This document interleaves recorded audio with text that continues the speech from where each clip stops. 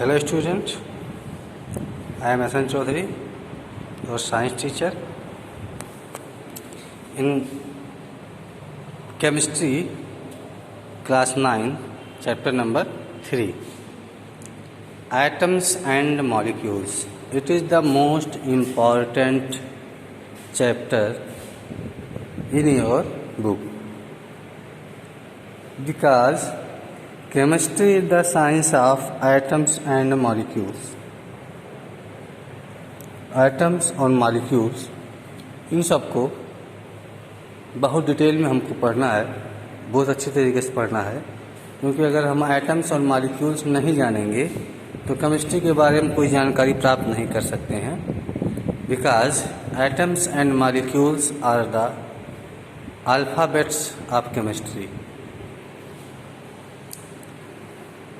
Ancient Indian and Greek philosophers here always wondered about the unseen form of matter. The idea of divisibility of matter was considered long back in India around 500 BC, and Indian philosopher Maharshi Kanad postulated that if we go on dividing matter, Padarth, we shall get smaller and smaller particle. Ultimately, a stage will come when we shall come across the smallest particle, beyond which further division will not be possible. He named these particles परमाणु. तो जैसा कि आप देख रहे हैं कि अपने देश में जो ऋषि मुनि थे वो उनको आज मॉडर्न साइंटिस्ट कह सकते हैं. उन लोगों ने जितनी परिकल्पनाएं की हैं, जो भी चीज़ें लिखी गई हैं, जो भी बात बताई गई हैं, जो भी उनके पास साधन उस समय रहे हैं, उस हिसाब से जो गणना करके आपको बता दिए हैं, आज आप अत्याधुनिक यंत्र से देखते हैं तब भी वही चीज़ आपको मिलता है. तो महर्षि कणाद ने बताया था कि आप अगर किसी पदार्थ को डिवाइड करते जाइए तो एक ऐसा क्षण आएगा कि उसको और अधिक आप डिवाइड नहीं कर सकते हैं. तो सूक्ष्मतम कण का नाम दिया गया था, उसको परमाणु कहा गया. तो जो सूक्ष्मतम कण है उसका क्या नाम दिया गया? परमाणु. उसको परमाणु कहा गया. तो इस तरह से परमाणु जो है वो बहुत ही छोटा कण होता है. अकॉर्डिंग टू ओल्ड साइंटिस्ट या बहुत पुराने साइंटिस्ट जो थे, उन्होंने जो परमाणु के बारे में बताया था वो यही है कि जो इंडिविजिबल है उसको क्या कहते हैं? परमाणु. अब परमाणु हिंदी में है, इंग्लिश में परमाणु को एटम कहते हैं. एटम. तो अपने साइंटिस्ट जो थे, ये अपने ऋषि मुनि थे, ये सभी चीज़ों के बारे में जानकारी प्राप्त करके अपने ग्रंथों में इसको सुसज्जित कर रखे हैं. लेकिन दुर्भाग्य से हम लोग उसको पढ़ नहीं पाते हैं. जैसे जो हमारे वेद है उन सब में सारी जानकारी है. वेद पहले वेद एक ही हुआ करता था, फिर बाद में उसको 4 भागों में डिवाइड कर दिया गया, 4 वेद बन गए हैं. तो उसमें सारी जानकारी है. जिस क्षेत्र में चाहे उस क्षेत्र की जानकारी मिल जाएंगी, लेकिन वो सब संस्कृत में है और हम लोग का रुझान इंग्लिश की तरफ है, इसलिए हमको जानकारी नहीं मिल पाती. और वही जानकारी जो है विदेश में लोग उसको अर्जित कर रहे हैं. तो अब आधुनिक में भी वही चीज़ें हैं जो पहले हमारे ऋषि मुनि खोज कर चुके थे. तो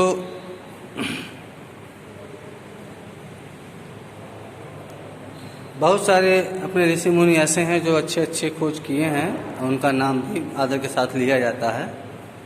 और सारे ऋषि मुनि का नाम आदर के साथ लिया जाता है.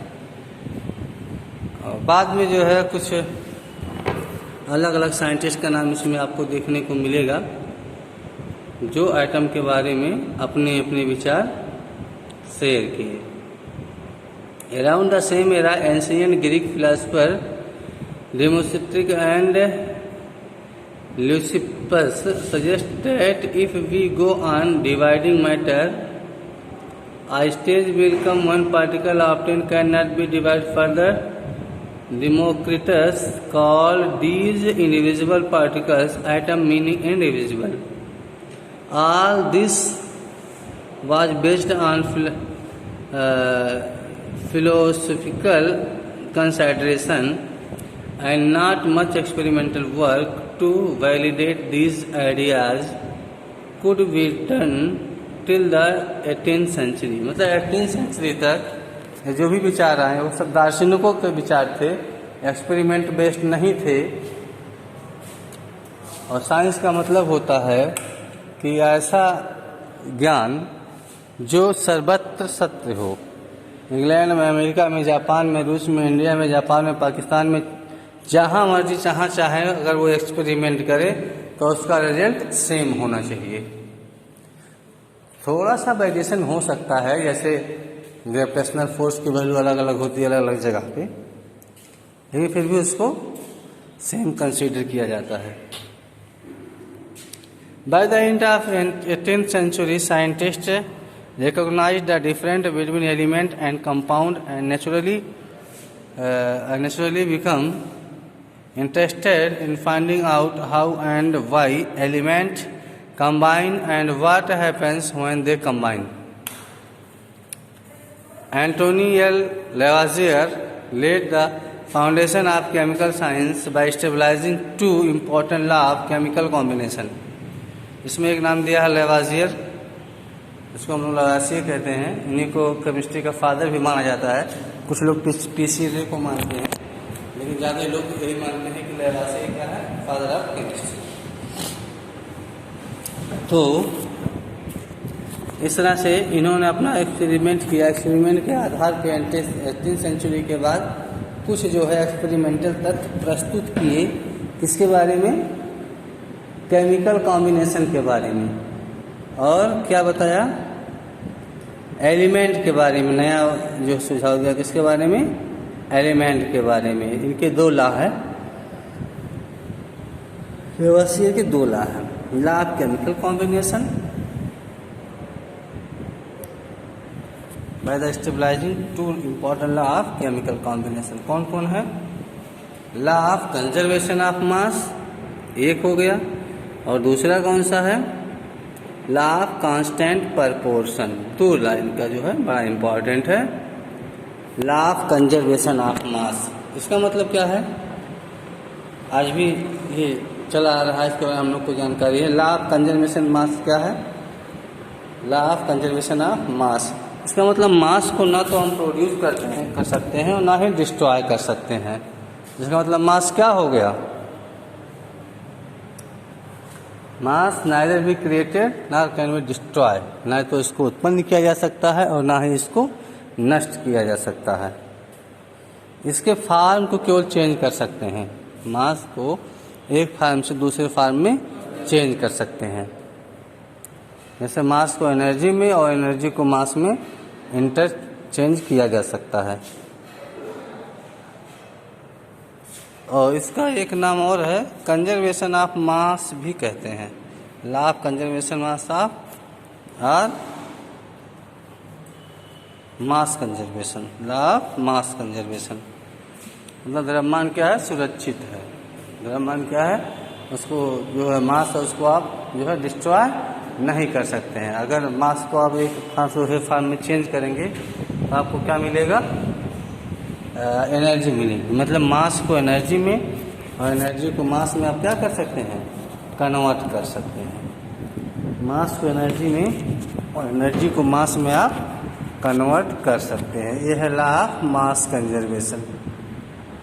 दूसरा कौन सा लॉ है? दूसरा है law of constant proportion. Constant proportion का मतलब होता है कि अगर दो या दो से अधिक एलिमेंट के जो आइटम हैं, एलिमेंट के आइटम होते हैं, जैसे गोल्ड एक एलिमेंट है, उसमें एक छोटा सा पार्टिकल निकालेंगे तो वो आइटम कहलाएगा। जैसे आपके पास लोहे की एक सरिया है तो वह लोहा क्या है? एलिमेंट है, और उसमें से एक छोटा सा कण निकाल लेंगे स्मॉल पार्टिकल तो उसको आइटम कहेंगे। तो किसी भी एलिमेंट के जो आइटम होते हैं वो आपस में रिएक्शन करके कंपाउंड बनाते हैं। क्या बनाते हैं? कंपाउंड, जिसको हम मॉलिक्यूल भी कहते हैं। कंपाउंड को मॉलिक्यूल भी कहते हैं। जैसे H2O एक कंपाउंड है और मॉलिक्यूल भी है।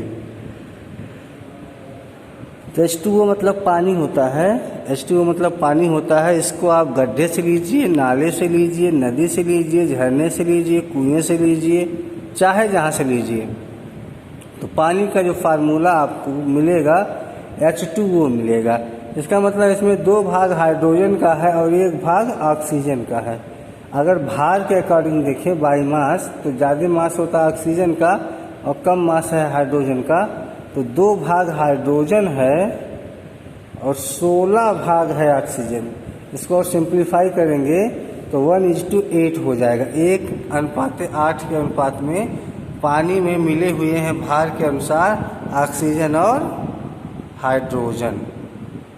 हाइड्रोजन और ऑक्सीजन का जो अनुपात है H2O का, हाइड्रोजन का 1 भाग है, ऑक्सीजन का 8 भाग है।